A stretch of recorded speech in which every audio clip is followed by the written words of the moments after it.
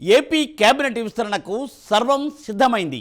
ఉగాది తర్వాత మంచి ముహూర్తం చూసుకుని మంత్రివర్గాన్ని విస్తరించాలని కూటమి ప్రభుత్వం ఒక నిర్ణయానికి వచ్చేసింది.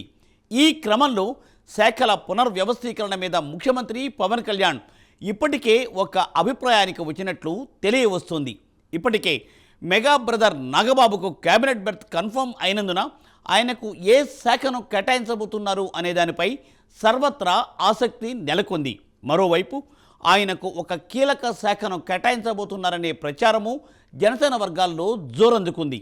ఇంతకు ఆయనకు ఏ శాఖను కేటాయించబోతున్నారు, అందుకు గల కారణాలేంటో ఈ షెడ్యూల్లో చూసేద్దాం.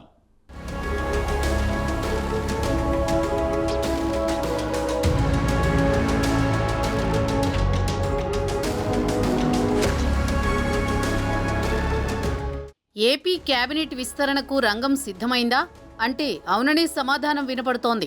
ప్రస్తుతం మంత్రివర్గంలో ఓ స్థానం ఖాళీగా ఉంది.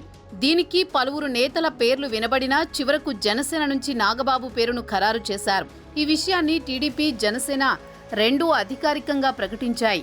ఇటీవల 5 ఎమ్మెల్సీ స్థానాలు ఖాళీ అవ్వగా అందులో ఒక స్థానాన్ని నాగబాబుకు కేటాయించారు. దీంతో ఇక ఆయన మంత్రిగా ప్రమాణం చేయడం కేవలం లాంఛనమేనని తెలుస్తోంది.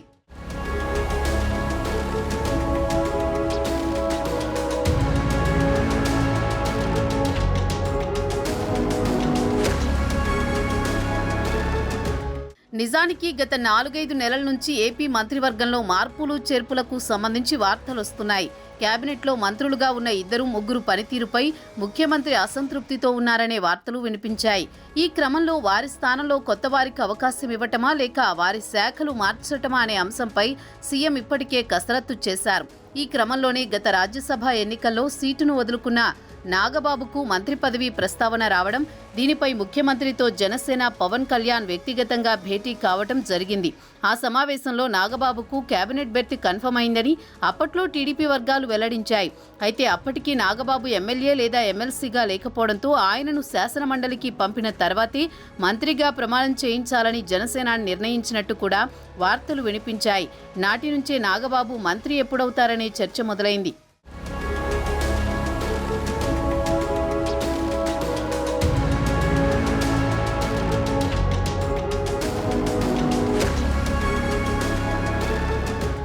ఈలోపు 5 ఎమ్మెల్సీ స్థానాలు ఖాళీ అవ్వగా అందులో ఒక స్థానాన్ని నాగబాబుకు కేటాయించారు. మరోవైపు ఉగాది తర్వాత మంత్రివర్గ విస్తరణకు కూటమి ప్రభుత్వం ముహూర్తం నిర్ణయించినట్టు తెలుస్తోంది.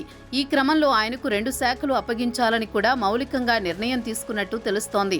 ప్రస్తుతం జనసేన వద్ద ఉన్న శాఖలలో 2 కీలక శాఖలను నాగబాబుకి ఇవ్వాలని, ఈ విషయంలో జనసేన అభిప్రాయాన్ని కూడా కనుక్కోవాలని ముఖ్యమంత్రి భావిస్తున్నట్లు తెలుస్తోంది. ప్రస్తుతం జనసేన మంత్రులైన నాదెండ్ల మనోహర్ వద్ద పౌర సరఫరాలు, వినియోగ, మంత్రిత్వ వ్యవహారాలు శాఖలుండగా కందుల దుర్గేష్ వద్ద పర్యాటకంతో పాటు సాంస్కృతిక, సినిమాటోగ్రఫీ శాఖలున్నాయి.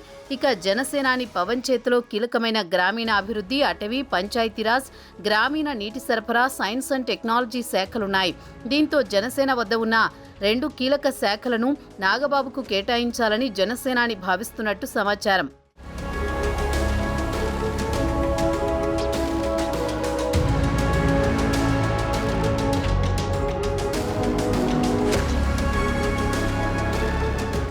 జనసేనాని వద్ద పలు శాఖలు ఉండడంతో ఆయన పార్టీ మీద ఎక్కువ ఫోకస్ చేయలేకపోతున్నందున ఆయన వద్ద ఉన్న కీలకమైన అటవీ శాఖను నాగబాబుకు కేటాయించడం ద్వారా పవన్ ఇకపై మరింతగా పార్టీకి సమయం కేటాయించడం సాధ్యమవుతుందని జనసేన అధినాయకత్వం భావిస్తున్నట్టు తెలుస్తోంది. త్వరలో జనసేనాని ఈ విషయంపై పార్టీలో అంతర్గతంగా చర్చించి అంతిమంగా తమ అభిప్రాయాన్ని ముఖ్యమంత్రికి తెలియజేస్తారని, ఉగాది కాగానే అనుకున్న ప్రకారం ఆ శాఖల బాధ్యతలు నాగబాబు స్వీకరిస్తారని భావిస్తున్నారు.